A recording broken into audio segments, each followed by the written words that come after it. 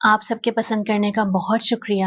الحمدللہ رسپانس بہت اچھا ہے، اور زیادہ خوشی مجھے اس بات کی ہے کہ کافی حد تک لوگوں نے اس بات کو ریئلائز کر لیا ہے کہ کام اپنے پہ کیا جاتا ہے، کہ جب تک ہم اپنے پہ کام نہیں کریں گے نا تو ہم سامنے والے پہ کام نہیں کر سکتے.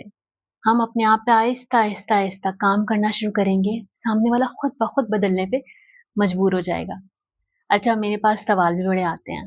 تو اب ایک بڑا اچھا سوال آیا کہ کچھ لوگوں کو نا لڑائی جھگڑے کا بہت زیادہ شوق ہوتا ہے، ہر بات پہ ان کو ڈس ایگریمنٹ رہتا ہے، بڑے ناخوش سے نظر آتے ہیں ہم کچھ بھی کر لیں. تو ایسے میں کیا کیا جائے؟ دو سوال ہیں کہ ایسا لوگ کیوں کرتے ہیں، ان کو کیسے بدلا جائے، اور ہم کیا کر سکتے ہیں. تو ان کو کیسے بدلا جائے، تو آپ ان لوگوں کے لیے یہ ایک بڑا واسٹ ٹاپک ہے کہ لوگ ایسا کیوں کرتے ہیں. ٹھیک ہے، ان کو کیسے بدلا جائے. ان کو بدلنے کے لیے آپ فی الحال صرف اپنے آپ پہ محنت کر سکتے ہیں، اور ان کے لیے دعا کر سکتے ہیں کہ اللہ تعالیٰ ان کو ہدایت اور شعور اور ذہنی اور جسمانی صحت و تندرستی عطا کرے، اور انہیں توفیق دے کہ وہ اپنے سارے ٹریگرز کو نہ صرف آئیڈینٹیفائی کریں، ان پہ کام کریں، اور اس کو کرنے کی کہ ان کو اللہ توفیق دے کہ وہ اس پہ عمل بھی کریں. اور یہ دعا نا بہت واسٹ میننگ والی دعا ہے، تو اس ویڈیو کو دوبارہ سنیے گا اور اس دعا کو سمجھنے کی کوشش کیجیے گا. تو کیونکہ عقل مند انسان وہ ہوتا ہے جو اپنے نوکدار کونوں کو گول کرتا ہے. یہ اشفاق احمد صاحب کی بڑی خوبصورت ایک سینگ ہے. اب ان لوگوں میں بڑا لڑائی جھگڑے کا عنصر ہوتا ہے، بڑا کامن سا یہ ایٹیٹیوڈ ہے معاشرے کا. وہ کہتے ہیں نا ہواؤں سے بھی لڑ پڑو. بچپن میں کہتے تھے لاؤ چھری کانٹا لا دوں یہی شروع ہو جاؤ. اب ان کے لیے تو ہم صرف دعا کر سکتے ہیں، وہ ہم کریں گے. اب ایسے میں ہم کیا کریں؟ تو ایسے میں دو واقعات میری نظر سے گزرے، میں نے انالائز کیا اور مجھے بڑے پیارے لگے کہ ہم کیا کریں. مولانا وحید الدین کا نام ہم سب نے سن رکھا ہے، بہت بڑے عالم دین، اور ان کی میں کیا تعریف کروں. وہ انہیں پوری زندگی اس مقصد کے لیے وقف کی. وہ ایک دفعہ گئے ایک جگہ درس دینے کے لیے بھرے مجمع میں. جب شروع کیا تو کچھ لوگوں نے نا بہت زیادہ شور مچایا، انہیں تنگ کیا. اور اس مزاج کے لوگ تو ہر جگہ ہی موجود ہوتے ہیں جو ہر وقت دوسروں کو تنگ کرنے کے لیے تیار ہوتے ہیں. تو ان کے برابر میں لوگوں نے کہا کہ ذرا ان کو جواب دیجیے نا، ان کی طرح آپ جواب دیں ان کو سخت سا. تو مولانا وحید الدین اتنے بردبار شخصیت کے مالک تھے، تو انہوں نے بڑا خوبصورت اور سمجھداری والا جواب دیا. انہوں نے کہا کہ میں نے 40 سال لگائے ہیں اس مقام پہ کھڑے ہونے کے لیے، میں 1 منٹ لگا کے ان کے مقام پہ نہیں آ سکتا.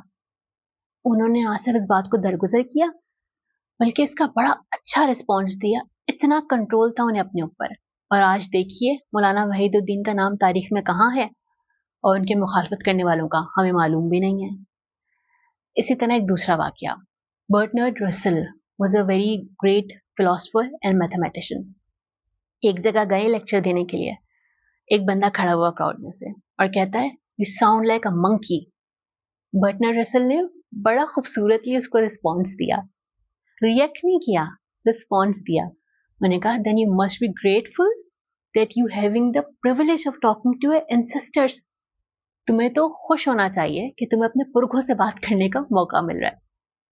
اب ان دونوں شخصیات کی بات کو ذرا سمجھتے ہیں. ان دونوں نے ریئیکٹ نہیں کیا، رسپانس دیا، اس لیے کہ انہوں نے اپنی پوری زندگی اپنے علم پہ، اپنی ایموشنل انٹیلیجنس پہ کام کیا ہوا تھا، کہ انہیں پتا تھا کہ اس طرح کے ٹریگرز آئیں گے، ہمیں کیسے رسپونڈ کرنا ہے. ہم لوگ نا رسپانس نہیں سیکھتے ہیں، ہم لوگ ریئیکٹ کرتے ہیں. کوئی سوال کرے گا تم کیسے؟ ہاں میں ٹھیک ہوں. تم کیسے؟ تم کیا تکلیف ہے؟ مطلب یہ ایک اس طرح کے سوال ہوتے ہیں، ہمارے پاس زیرو رسپانس ٹائم ہے، ہم اگلے والے کی انٹینٹ کو نہیں سمجھ رہے. ہو سکتا ہے وہ غلط انٹینٹ سے نہ کر رہا ہو سکتا ہے وہ ویسے اتنا ناخوش ہو کہ ہر کسی کو ناخوش کرنا چاہتے ہو. ایسے میں ان دو شخصیات کو اگر آپ دیکھیں تو انہوں نے وہیں پہ دیر اینڈ دین خوبصورت جواب دیا، اس تکلیف کو لے کے واپس نہیں گئے اپنے ساتھ. تو آپ نے ایسے رسپونڈ کرنا ہوتا ہے لڑائی جھگڑے والے ماحول میں بھی، کہ آپ نے جواب دینے کے بعد تکلیف لے کے گھر نہیں جانا، یا درگزر کرنا ہے، یا بڑے خوبصورت طریقے سے اس کو حاضر جوابی کے ساتھ ڈیل کرنا ہے. طنز نہیں مارنا، حاضر جوابی دکھانی ہے، تاکہ وہ تکلیف آپ اپنے ساتھ لے کے نہ جائیں. تو بات میں بار بار یہی کرتی ہوں کہ اگر ہم اپنے اوپر کام کریں گے، اپنی ایموشنل انٹیلیجنس پہ، اپنے ٹیمپرامنٹ کو کنٹرول کریں گے، تو یقین کریں آگے آنے والا وقت آپ کا ہی ہے۔